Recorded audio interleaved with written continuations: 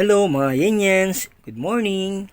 Ang vlog natin ngayon is magagawa tayo ng salad.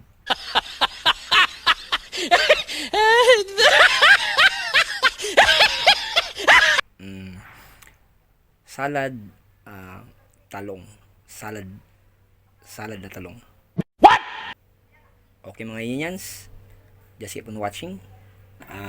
Kamatis, luya, sibuyas at sili. Wala kasing sili na sili na pula, kaya ito ang ginamit natin, yung siling green, no? Pero mas masarap kung merong siling pula. Ito po yung ito yung binabalatan ko, hindi ko na nasama kasi, pero maganda din isama ang balat, kaya nagsama ako ng ng balat dito na konti, kasi nasa daw yung balat nasa sabi nila yung vitamina daw nasa balat. Kaya yung ibang balat tinabi ko na, hindi ko na isasama, medyo marami na. Kaya ihalo ko lang ito mga yins dito, saka lagyan ko ng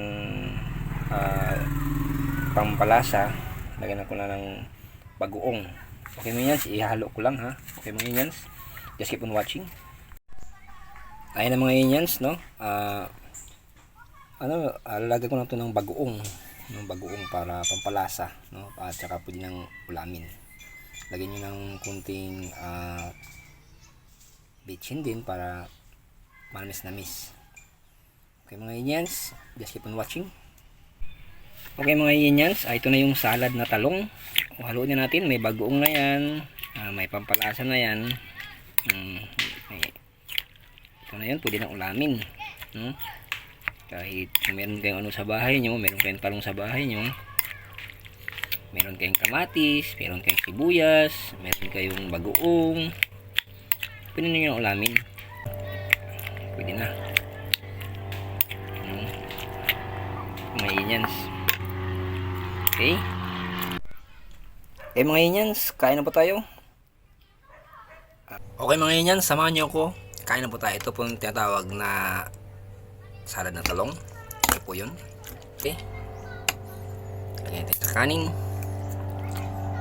mga Yenyans.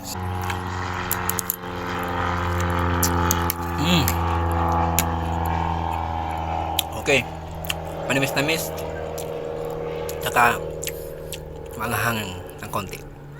Salamat sa panood mga Yenyans, and God bless you everyone, and more power. Okay.